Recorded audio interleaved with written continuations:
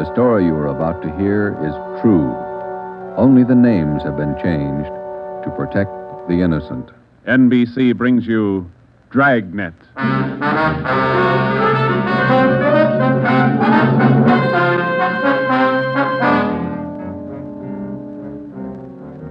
You're a detective sergeant. You're assigned to homicide. Somewhere in the tangled web of your city, there's a killer on the loose. A young woman has been brutally murdered. The weapon, a steel bludgeon. Your job is to get him. Dragnet, the documented drama of an actual crime, investigated and solved by the men who unrelentingly stand watch on the security of your home, your family, and your life. For the next 30 minutes, in cooperation with the Los Angeles Police Department, you will travel step by step on the side of the law through an actual case from official police files. From beginning to end, from crime to punishment. Dragnet is the story of your police force in action.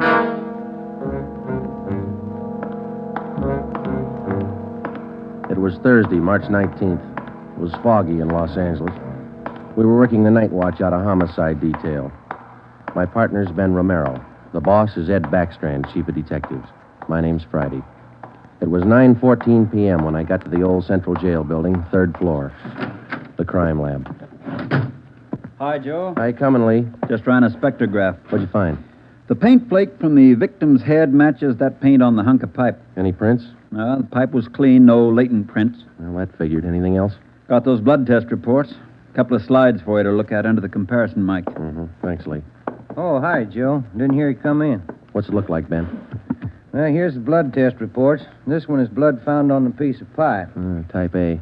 This one's blood from the victim. Type A. They match. That's right, boys. Doesn't mean too much, though. Did you look at these slides under the microscope? No, not yet. Well, this is your clincher. Wait till I get the light. Okay, take a look. Mm-hmm. Got a make? Yeah, go ahead. Well, this slide here on the right, Mm-hmm. that's a slice of hair from the victim's head. On the other slide is hair found on the steel pipe. Yeah? She had wavy hair. Both specimens are flat. Same hair, Joe. You got anything on that piece of pipe, Lee? Nothing. Just ordinary steel pipe, 14 inches long. What else you got? The plaster impressions of those footprints we found by the body. Here they are. Crepe soles? Tennis shoes, new ones, size 9, good impression. Ground was soft. Man about 150 pounds, according to the length of stride, roughly about 5 feet 10 inches tall. Yeah, new shoes, all right. You can still read the manufacturer's label. That's right, made by the Sport King Company. Well, that's something to follow up. Yeah, sure, you could start with the tennis courts. Only about 1,000 or so in L.A. Maybe you'd rather track down the brand. These particular tennis shoes are the biggest sellers in the country. Yeah. Where'd you like to start, Minneapolis or Pullman, Washington? What about that glove? Yeah, you might look for a missing glove. Yeah. They go well with the shoes, just about as common. White cotton work gloves with a blue top. Here's the right glove. You find the left one. Blood on the glove? Type A. Well, that's good evidence, Jones, but where's the lead? Now, look, I don't ask you to pay my parking tickets. You want to see blow-ups? Yeah, okay. Right over here. Oh, yeah. This is the vacant lot where they found the body. Yeah, that's right. Here's a close-up of her showing the location of the murder weapon, the glove, and the footprints relative to the position of the body. Looks as bad as yesterday. Sure did work her over, didn't he? The rest of these are morgue shots. Interested? No, I checked them this morning. Once is enough, Lee. Yeah, that winds it, boys. You want to go over the stuff in her purse again? You find anything more? No, nothing you haven't seen already. The usual. Makeup, comb, barrette. That's a hair clip. Few cheap stones in it. Loose change, a quarter, nickel, few pennies. Her ID card. Yeah. Helen Corday. 33 Naomi Place. Age 21. 21. That's not very old, is it, Lee? Not to die. No.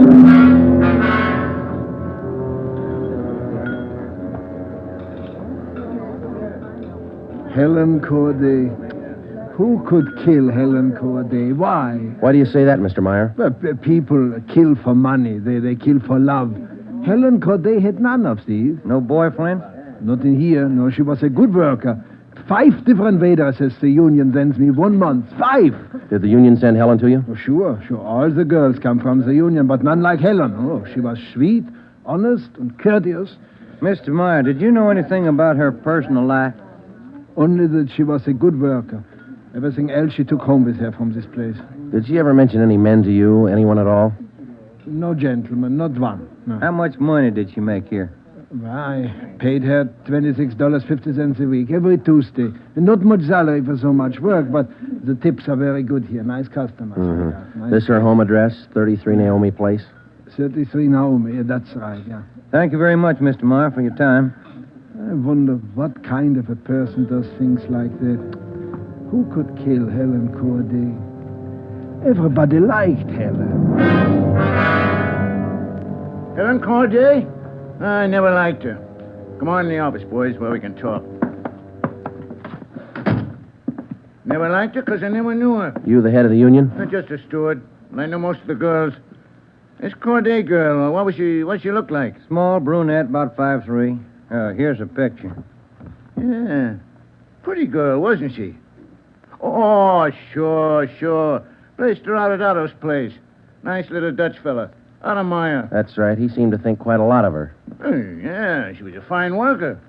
Oh, sure. Always right up on her dues. Paid all the assessments right on time. Thought you said you didn't know her. Well, not right off, I didn't, but when you showed me that picture there, placed her right away. You know anything about her personal life? Wait a minute. Why all these questions? Helen Corday was murdered last night. Oh. Who did it? You know anything about her personal life? Well, you can see my position, Sergeant. 1,200 girls. Check 'em in, check 'em out. Just names to me till I see a picture of 'em. You wouldn't know if she had any boyfriends here in the union, waiters, busboys? That I wouldn't know. Like I tell you, Sergeant, I never knew Helen Corday. Sure, I knew Helen Corday. Gus plays a nice piano, huh, Sergeant? Yeah. I read about it in the paper this morning. How long you been selling pianos here at this place? About as long as I knew Helen. 3 years. How'd you find me? Helen's landlady, we talked to her yesterday. She told us she worked here at this piano store. Oh. It's funny, isn't it? What's funny? See Gus over there? That fellow demonstrating the piano? A few weeks ago, I made a deal with him to give Helen piano lessons. I figured it would help her with her singing lessons. Wanted to be a singer, you know. Did Helen know that fellow, Gus? No, she never met him. Who gave her the singing lessons, Miss Olson? She took from Ostrander. Paul Ostrander out on Melrose. A lot of movie people used to take from him. What do you know about her personal life? How do you mean? Does she have any boyfriends? Well, yes. You don't seem sure, Miss Olson. Well, it's just that I don't know. I never asked Helen. But she did have a few dates with Paul Ostrander. I don't think she was serious. How about Ostrander? Gee, I don't know, Sergeant. I don't want to involve anybody. You want to help us find the killer, don't you? Well, yes, but if you're thinking Paul Ostrander did it, no, I'm sure he didn't kill her.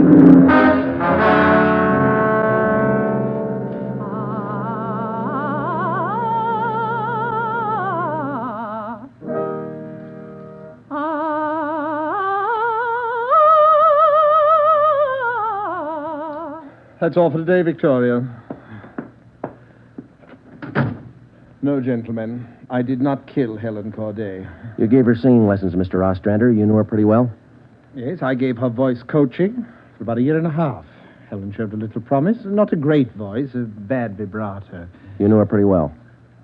Why do you say that? Mr. Ostrander, didn't you used to take her out once in a while? No, I didn't know Helen socially at all. We know you had dates with her. That's not true. Only times I saw her was when she came here to the studio for lessons. You better tell the truth, Mr. Ostrander.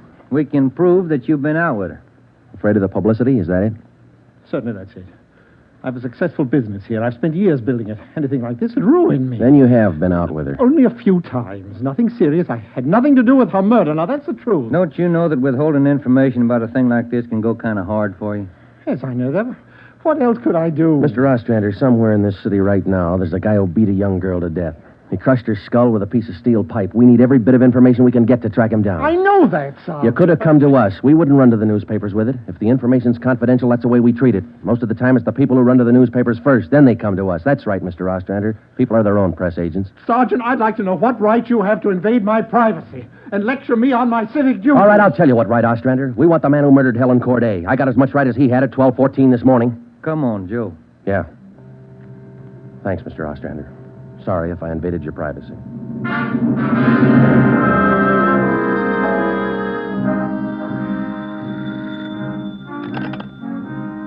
Chief of Detective's Office, Helen. No, I'm sorry, ma'am. You got the wrong extension. Try 2511. You're welcome. Hi, Friday, Romero. Chief's been looking for you. Thank you, Mike. Come on, Joe. Yeah. Hello, Joe. Ben, sit down.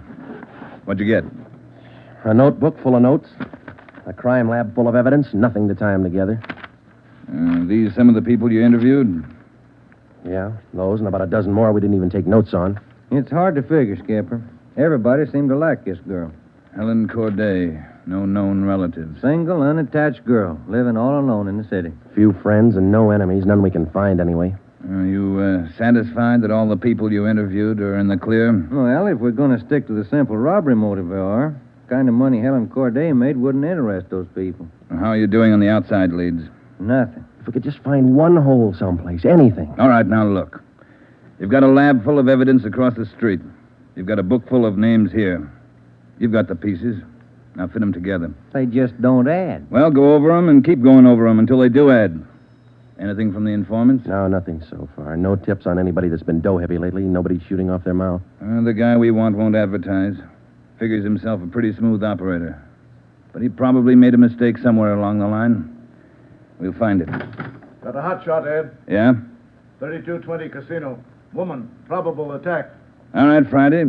You and Ben run it down. We ran down the hotshot call for 3220 Casino. Turned out to be a typical dead-end lead. Her name was Mrs. Lillian Horn. For the past 5 years, Mr. Horn had been paid regularly on Wednesdays. He spent all day Thursday drinking up his paycheck and beating his wife. The call had no connection with the Corday murder. We made the usual call into communications. Unit 80K to Control 1, 80K to Control 1. Control 1 to 80K, go ahead. On that probable attack, 3220 Casino, code 4. 80K, roger. 80K to Control 1, KMA 367. That was the beginning. For the next 3 days, we followed up every lead and every call, but they were all blind. All units were alerted, and they had as much information on the killer of Helen Corday as we did. Ben and I cruised throughout the entire Central Division. We covered every probable call that might have some connection with the murder. Attention, Unit 41R. 1654 Swanson Terrace, a woman, victim of probable attack, code 3. Unit 41R. It didn't make any difference what the call was. If there was a possibility it might tie in with the Corday murder, we ran it down. We made it a 24-hour job. So far, if the killer made a mistake, we hadn't been able to find it. The Corday funeral was on Monday. They were all there. The girl's landlady, the voice teacher Ostrander, the girlfriend Marie Olson, the man from the union, and her boss Otto Meyer. But nobody else we hadn't checked. That was Monday afternoon.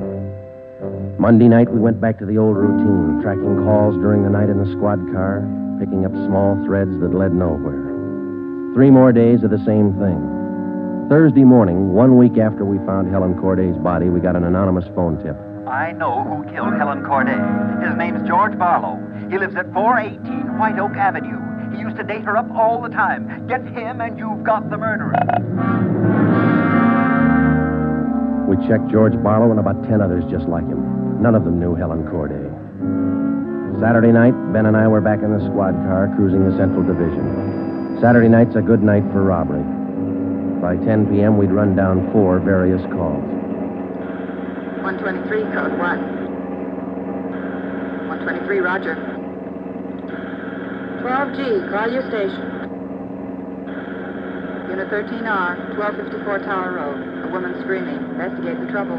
Code 2. Let's handle that one, Ben. Yeah, okay. I'll notify communications. Unit 80K to Control 1. 80K to Control 1. Control 1 to Unit 80K. Go ahead. On your 1254 Tower Road call, we're in the vicinity. We will handle. 80K, roger. 80K to Control 1, KMA 367. Let's go, Ben. Control 1 to 13R. Disregard your last call. Handled by 80K. Yeah, it should be right about here. Oh, here it is. 1254. That man who tried to kill me is running down the street there. Where? He's getting to that corner street. He tried to kill me. Come on. Where'd he go, Joe? Turn right at the next corner. That's him up ahead. He's got a good lead on us. Hit the siren. He's gaining, Joe. Took a left at the next corner. Oh, he isn't going to stop. Close in as tight as you can, Ben. Down to the floor now. Swing out to the left a little. I'm going for his tires. Right. All right, that'll slow him down. Pull up on him. Yeah. All right, you. Keep both hands on that wheel and get over to the curb. Cover me, Joe. Right. Out of that car, mister. Shake him down. Hey, take it easy, will you? I haven't got a gun. Put the cuffs on him. Hey, well, you boys work fast. What am I do with the gas chamber? Just save that, mister. It's pretty rough treatment for speeding, All right, come on, you. Look, I got a right to know where you're taking me. What's the charge? We'll let the girl tell you. What girl? You just sit there and be quiet, huh? Oh, I know where you're going. The place back on Tower Road. Well, I asked to use the phone. The girl slammed the door in my face. I don't know what you cops are trying to prove. I just wanted to use the phone, that's all. I even tried to scare her a little. I told her I'd hit her over the head if she didn't let me use the phone. It's a laugh, huh? All right, you, get out. Yeah, I suppose so. Get out. Hey. I got nothing to hide. That little girl's gonna lie. You know that, don't you? Who's there? Police officers. It's the man. That's him. He tried to kill me. His full name's Frank Philip Larson. They had no previous record. This the girl's report? Yeah, that's it, Skipper. Judy Scott. How old is she? He's 19. She's a babysitter. Real tough boy, isn't he? Forced his way into the house, beat her about the neck and arms. A tire iron. We found it in his car. Jones is running it through the crime lab. Asked her if she had any money. She told him no. Struck her again. Where's this Larson live? Hotel out near Santa Monica. He's a clothing salesman, Ed. Works for a big men's store, Burns and Company. According to the house book sales record, he bought a pair of tennis shoes 2 weeks ago. Weighs 158 pounds, 5 foot 11 inches. Tennis shoes are missing. They're not in his hotel room, and he's not wearing them. What else did you find? A rhinestone. You mean a pin? No, just a small loose stone recovered from the rug in Larson's room. Crime lab got it? Working on it now. Ed, I think...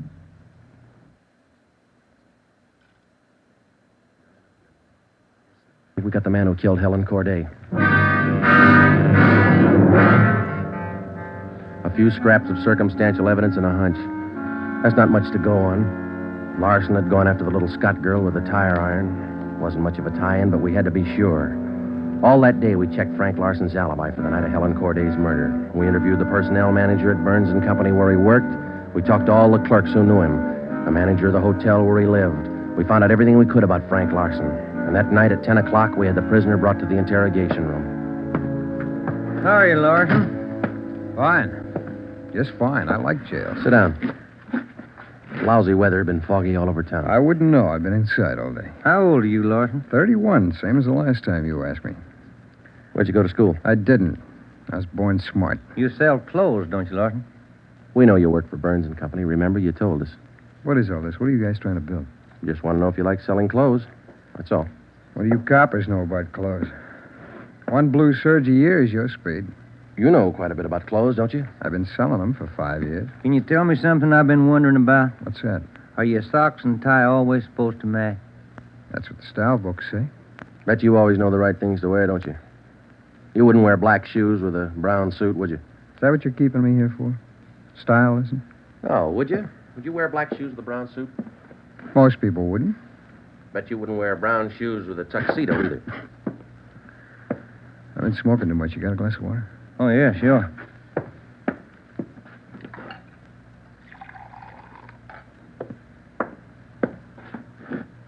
There you are, Larson. Thanks. That's good and cold. How about it? Would you ever wear brown shoes with a tux? Nobody would. That's a navy blue flannel you got on there, isn't it? Yeah. It's a good-looking suit. Stop around sometime. Get you a good deal. Suit like that flannel there you're wearing. You'd never wear tennis shoes with an outfit like that, would you? What do you think? I think you did. I think you wore them the night you killed Helen Corday. Who? Maybe you didn't have the blue suit on, but you were wearing tennis shoes, Sport King, size 9. Sell for $5.95. You picked them up at a discount. Cost you $3.25. Where'd you get that? Out of the house book, Burns and Company. You wouldn't have those shoes around now, would you? We couldn't find them in your hotel room. Your boss, Mr. Craig, used to think a lot of you, Larson. Before you started drinking on the job, your commissions used to run pretty high up the last couple of months. What happened? That cheap rye get to you? Well, you two really nosed around, didn't you? When are you going to tell me what I eat for breakfast? Cornflakes, cup of coffee, donut, sometimes 2 donuts when you're hungry. Elsie waits on you at the Royal Cafe. She gets a dime tip. Can I have some more of that water? Help yourself, there's a cooler. They're good and cold. How about it, Larson? Where are the tennis shoes? They wore out. In 3 weeks? Can't be very good tennis shoes. No, they didn't wear out. What'd you do with them? You know all the answers. You figure it out. We know you bought the tennis shoes. We don't know where they are now. We know you had them, size 9. 3 feet from the body of Helen Corday, we found 2 size 9 footprints made by a pair of Sport King tennis shoes. We figured the man weighed about 150 pounds. You weigh 158. Figured he's about 5'10". You're 5'11". You come awful close to being the same build as the man who killed Helen Corday, don't you, Larson? And you wear the same size tennis shoes, same brand name. A lot of people wear 9s. It's the average size. They sell a lot of Sport Kings, too. Everybody wears them. If we could find your pair, might make a difference. Doesn't mean your tennis shoes made the prints with the body. Doesn't prove it didn't, neither. What'd you do with them, Larson? I threw them away. That's too bad. Might make a difference. No, what difference could it make? I threw them away, that's all. Now, how about the mate to this glove? I never saw it before. Found this right-hand glove by the body of Helen Corday. Just an ordinary cotton work glove. Everybody wears them. If we could find the missing left glove, why, might make a difference. Size medium. That's average, too, isn't it, Larson? I never sold work gloves. I wouldn't know. No, but you bought work gloves, haven't you? Not a pair of those. Mean like this, don't you? We only got one. What kind of work gloves did you buy? I didn't buy any.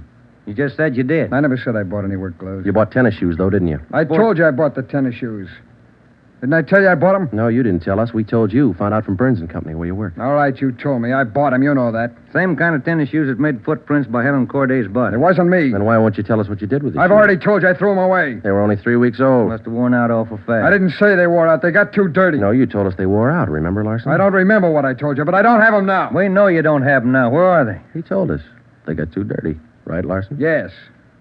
Yes, that's what I said. Anyhow, you haven't got them now. No, I haven't got them now. All right, now, just for the record, Larson, which was it? Did they get too dirty or did they wear out? Whatever I said before. You said both before, Larson. All right, I said both. You haven't got anything on me. We got that little Scott girl statement from last night. She says you tried to kill her. She's lying.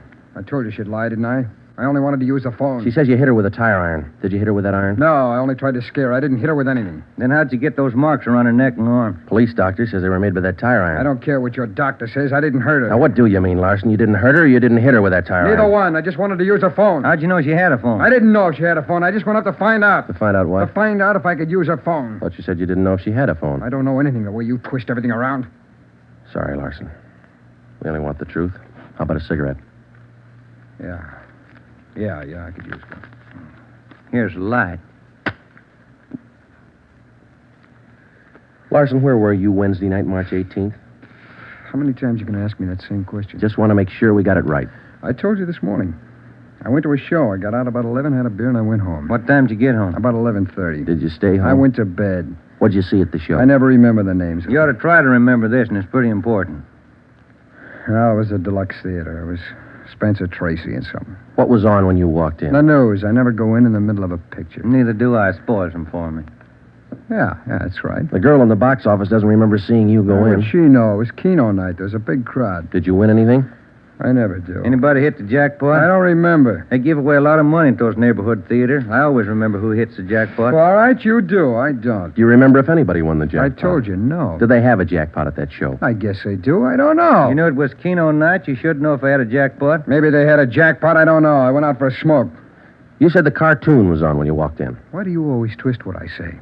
I told you the news was on when I went in. You remember anything about the newsreel? It was 10 days ago. How do I know what was in it? I only know it was a newsreel, that's all. You're lying, Larson. We checked your alibi. The manager of the theater had to cut the newsreel Wednesday night because the show was running long with Keno night. You didn't go to the show Wednesday night, did you? All right, maybe I didn't. I don't remember. What's the difference? The difference is you could have been in that vacant lot the same night, the night Helen Corday was murdered. I didn't kill her. You can't prove I did.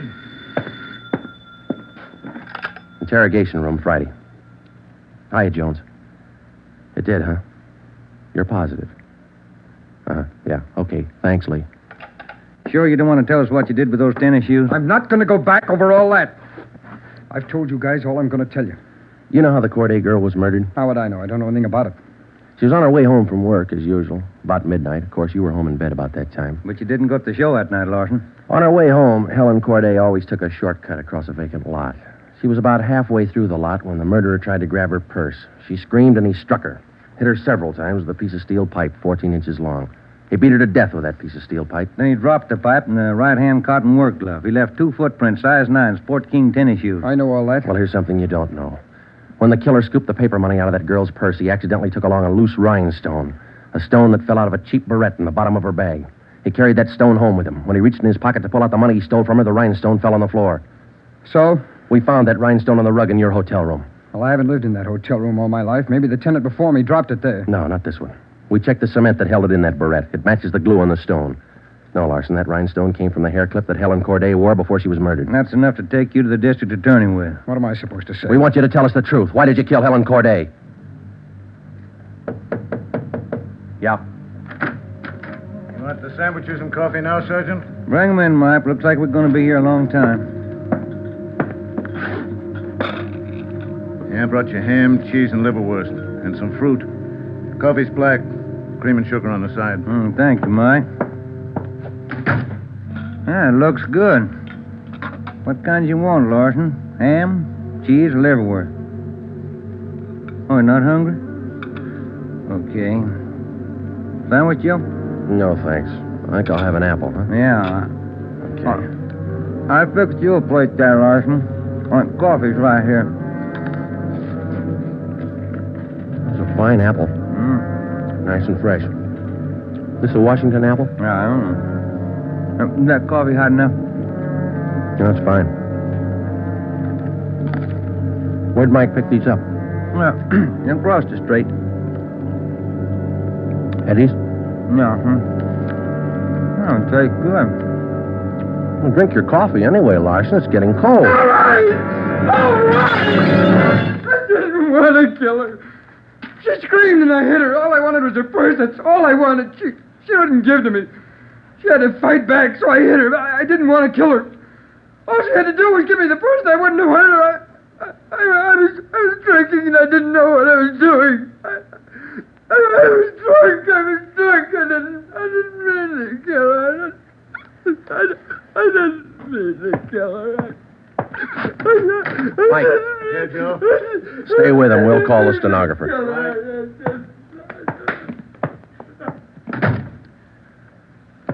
See you tomorrow, Joe. Good night. Yeah. Sour racket, huh?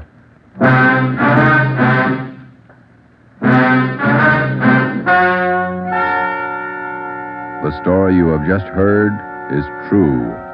Only the names were changed to protect the innocent. Frank Philip Larson was tried and convicted of murder in the first degree. He was executed in the lethal gas chamber at the state penitentiary.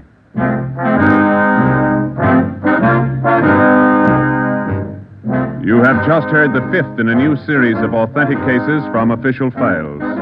Technical advice for Dragnet is furnished by the Los Angeles Police Department. Tonight's program is dedicated to Police Officer Charles A. Brady of the Chicago, Illinois Police Department, who on the night of September 2nd, 1945, gave his life so that yours might be more secure.